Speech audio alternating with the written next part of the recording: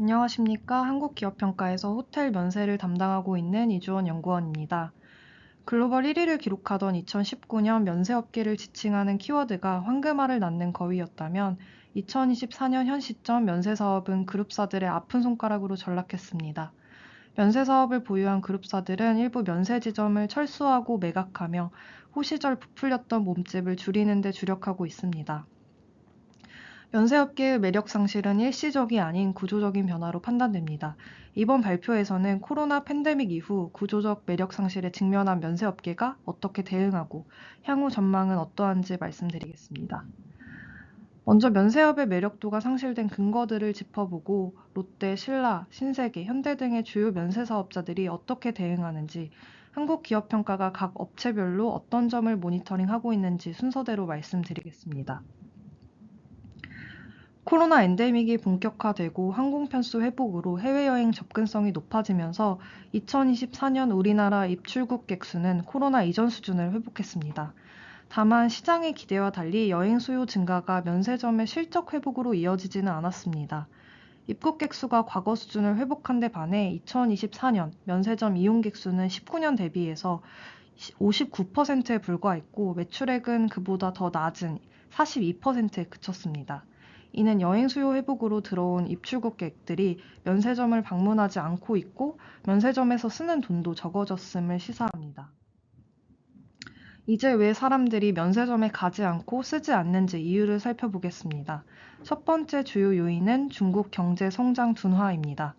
우리나라의 최다 방한국은 중국으로 2013년 이후 전체 입국객 비중의 30% 내외로 1위를 유지하고 있습니다. 입국객에서 차지하는 중국인의 비중은 30%이지만 면세에서 중국인의 영향력은 보다 압도적입니다.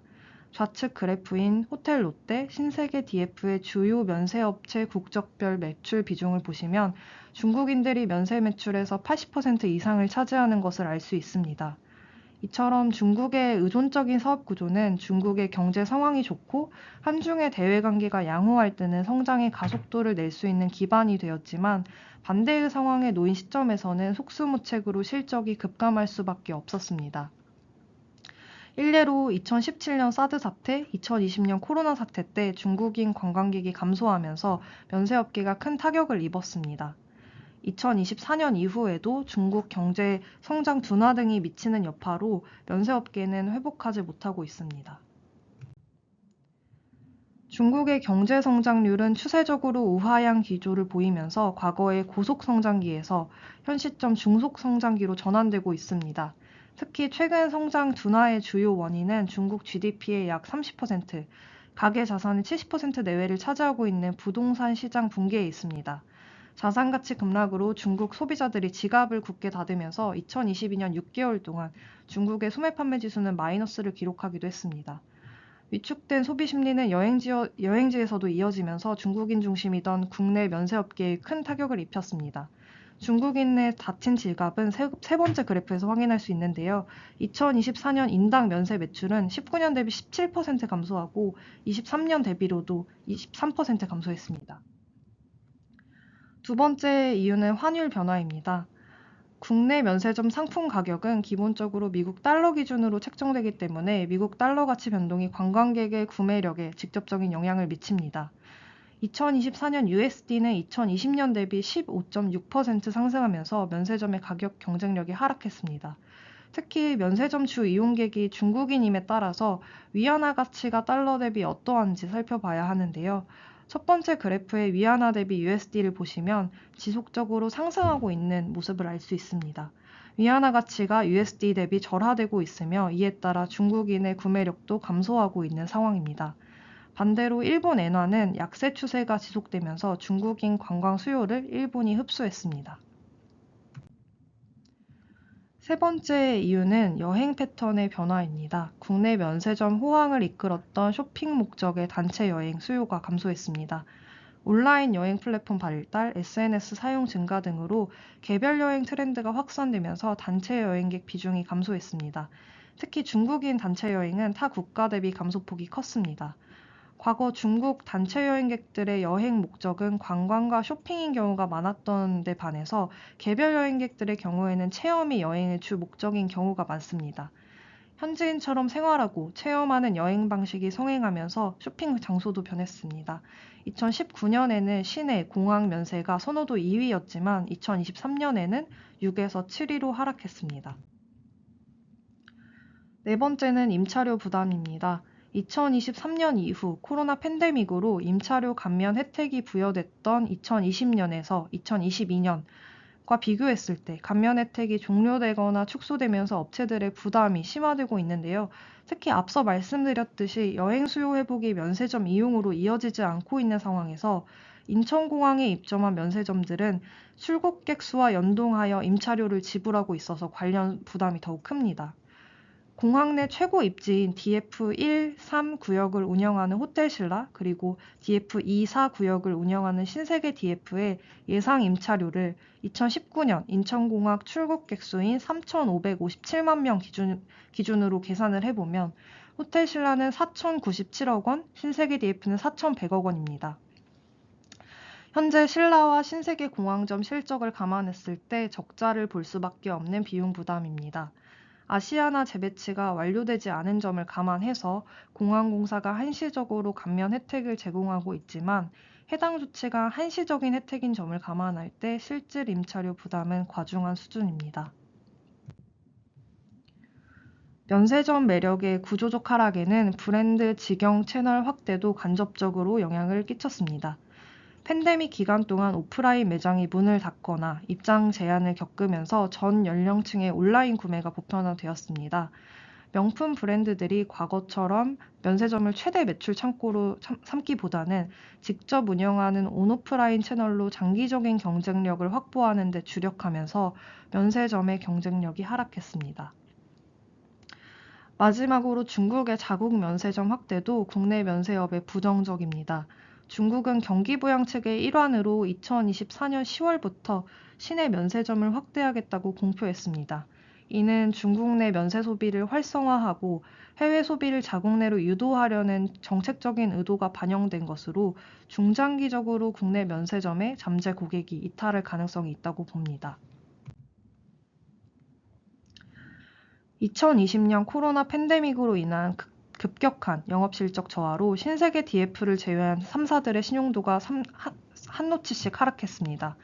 코로나 엔데믹 전환 이후 관광 수요가 정상화되면 면세업체들이 영업실적을 어느 정도 회복할 것으로 보았지만 현재까지 실적 부진과 재무 부담이 지속되고 있습니다. 다음 페이지부터는 주요 면세업자를 중심으로 실적과 재무 안정성을 분석하고 위기 상황에서 각사들이 어떻게 대응하고 있는지 살펴보겠습니다. 롯데, 신라, 신세계, 현대, 영업실적 합산 추이를 보면 매출은 19년 15.2조 원에서 2023년 9.1조 원으로 영업이익률은 19년 4.3%에서 23년 1.1%로 하락했습니다. 수익성 추이를 보면 2020년에서 22년까지는 중국 도매상에게 제공한 모객 수수료 부담으로 업계 전반적으로 영업수익성이 저조했고요. 23년 이후에는 임차료 감면 혜택, 축소 종료에 따른 비용 확대로 수익성이 저하됐습니다. 이에 2024년 9월 누계로는 업계 합산 영업이익률이 마이너스 2%로 영업적자 전환된 점을 알 수 있습니다. 사업장 위치에 따라 영업실적은 차별화되고 있습니다. 먼저 서울 시내점 말씀드리겠습니다. 대부분의 면세 서울 시내점은 임차료 부담이 없는 자가 형태로 업황 저하 시도 일정 수준 영업수익성을 방어할 수 있는 구조입니다. 이에 첫 번째 그래프 보시면 모객 수수료 부담이 컸던 2022년을 제외하면 코로나 시기 전후로도 서울 시내점의 경우 영업 흑자를 유지하고 있는 점을 알 수 있습니다. 두 번째 유형인 국내 공항점의 경우 임차료에 따라 영업수익성의 변동폭이 가장 컸습니다. 오히려 면세사업 호황기 때는 높은 임차료 부담으로 손실을 기록하기도 했지만 코로나 팬데믹 시기에는 공항공사의 임차료 감면 혜택으로 영업수익성이 급상승했습니다. 다만 한시적인 임차료 감면 혜택을 제거하면 실질적으로는 영업손실이 지속된 점을 알 수 있고요. 이를 통해 공항점이 높은 입찰 경쟁에 따른 과도한 임차료 부담으로 구조적으로는 수익성을 확보하기 어려운 곳임을 알 수 있습니다.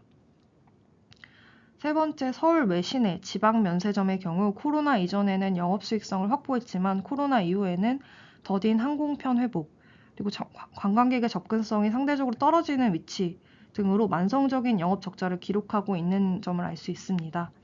영업 적자 심화로 부산 롯데호텔, 부산 시내점은 2024년 6월 희망퇴직을 실시했고요.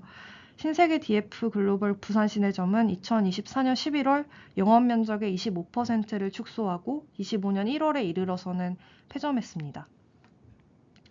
마지막으로 해외점은 최근 5년 손실을 기록하고 있습니다. 그래프의 해외점 실적은 싱가포르 공항점 실적 비중이 큰데요. 싱가포르 면세점은 인천공항점과 마찬가지로 출국객 수와 연동해서 임차료를 납부하고 있는데 출국객 수는 증가한 반면 면세점 이용 고객은 부진하면서 영업 실적에 부담으로 작용하고 있습니다. 종합해 보면 해외 및 국내 지방 사업장이 없는 신세계 DF는 실적 저하폭이 상대적으로 작았고 여러 해외 사업장을 보유한 롯데 신라와 지방 시내 사업장만을 보유한 부산 롯데호텔, 신세계 DF 글로벌은 영업 적자가 크게 발생했습니다.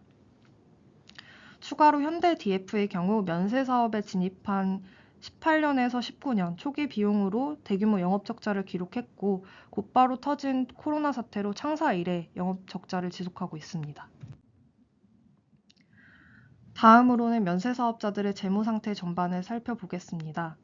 모회사로부터 유상증자와 현물출자 수혜를 받은 신세계 DF를 제외하면 다른 업체들은 2019년 대비해서 재무지표가 악화됐습니다.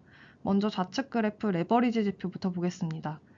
특히 현대DF가 초기 투자 비용과 곧바로 터진 코로나 사태로 부채 비율 및 차입금 의존도 상승폭이 가장 컸고 다음으로는 신세계 DF 글로벌이 유상증자에도 불구하고 단기 순손실 지속으로 레버리지 상승폭이 컸습니다. 그 외에 호텔 신라, 호텔 롯데, 부산 롯데 호텔들도 실적 저하와 투자 부담으로 레버리지 지표 전반이 저하됐습니다. 우측 그래프인 커버리지 지표를 보시면 영업수익성 저하로 커버리지 지표도 예외 없이 악화된 점을 알 수 있습니다. 차입금 증가, 신용등급 하락 등으로 인한 금융비용 상승으로 에비타 금융비용도 면세업계 전반적으로 과거 대비 저하됐습니다. 코로나 이후 업계 전반적으로 수익이 나지 않는 사업은 줄이고 비용을 절감하면서 내실화를 다지고 있지만 업체마다 대응 강도는 차별화되고 있습니다. 먼저 1위 사업자인 호텔 롯데부터 보겠습니다. 호텔 롯데는 가장 적극적으로 구조조정을 진행하고 있습니다. 2024년 8월 구조조정을 통해 150명이 넘는 인원을 감축했고 강남 L7 호텔도 매각했습니다. 2025년 3월에는 PE와 롯데렌탈 보유 지분 35%를 매각하는 주식 매매 계약도 체결을 했고요. 그 외에도 비즈니스 호텔 매각, 롯데 월드타워의 영업 축소, 해외 부진 면세 사업장 철수, 자산 재평가 등 그룹 차원에서 재무구조 개선을 위한 자구책도 공표했습니다. 진행이 구체화된 롯데렌탈 지분 매각과 대규모 자산 재평가를 반영할 경우에 호텔 롯데의 자산이 증가하면서 부채 비율과 차입금 의존도가 동반 하락하는 점을 알 수 있습니다. 한국기업평가는 호텔 롯데의 하향 변동 요인 정량 지표로 차입금 의존도 50% 초과를 제시하고 있는데요. 재평가와 지분 매각 반영 시에 하향 변동 요인을 훨씬 하회하는 수준이 될 것으로 예상하고 있습니다. 신세계와 현대도 사업장 철수 등의 적극적인 구조조정을 실행하고 있습니다. 먼저 신세계 DF 글로벌을 포함한 신세계 면세점은 2021년 7월 강남점을 철수한 데 이어 24년 11월 희망퇴직을 통해 인력을 감축하고 25년 1월 부산 시내점을 철수했습니다. 지속적인 손실을 기록하던 부산 사업장을 철수함에 따라서 영업수익성이 회복될 것으로 보지만 철수 이후에 명동점, 인천공항점, 국내 2개 사업장만 남게 되면서 다각화 수준의 사업 경쟁력은 다소 약화될 것으로 예상합니다. 마지막으로 현대면세점의 경우에도 4월 1일에 동대문점 폐점 계획과 무역센터점 영업 면적 축소 계획을 발표했습니다. 호텔 신라는 시내 면세점 폐점 축소하고 있는 여타 면세 사업자 대비해서 소극적인 구조조정 행보를 보이고 있습니다. 이는 시내 면세점이 서울 중구 1개로 시장 지배력 유지를 위해 사업장 관련 구조조정이 쉽지 않기 때문입니다. 대신에 최근 주주총회에서 종합 휴양업, 콘도미니엄 분양 등을 사업 목적에 추가한 점을 볼 때 성장 모멘텀이 꺾인 면세보다 수익성이 우수한 호텔 레저 부문 포트폴리오를 확대하려고 하는 것으로 보입니다. 한국기업평가는 호텔신라의 하향 변동 요인 정량 지표로 차입금 의존도 45% 초과와 순차입금 EBITDA 5.5배를 제시하고 있는데요. 24년 토지 재평가로 차입금 의존도는 하향 변동 요인을 하회하고 있지만 유의미한 실적 회복이 뒷받침되지 못해 순차입금 EBITDA는 여전히 하향 변동 요인을 상회하고 있는 상태입니다. 향후에도 여타 면세 사업자와 달리 사업장 철수나 인력 감축, 이런 적극적인 구조조정을 진행하고 있지는 않아서 수익성 개선은 제한적일 것으로 보고 있습니다. 한국기업평가는 면세업계의 실적 회복 및 재무부담 통제 여부, 주요 구조조정 상황 등을 모니터링할 계획입니다. 업체별로 호텔롯데는 자구계획 이행에 따른 재무부담 경감 추이, 중국 도매상 거래 단절로 인한 영업실적 변화를 모니터링할 계획이고요. 호텔신라는 호텔 콘도 사업 확대에 따른 투자와 재무부담 통제 여부를 모니터링할 계획입니다. 마지막으로 신세계 DF는 손실사업장 정리에 따른 영업수익성 개선 정도와 시장 지배력 및 다각화 수준 변화 등에 중점적으로 살펴볼 계획입니다. 이상으로 발표 마치겠습니다. 경청해 주셔서 감사합니다.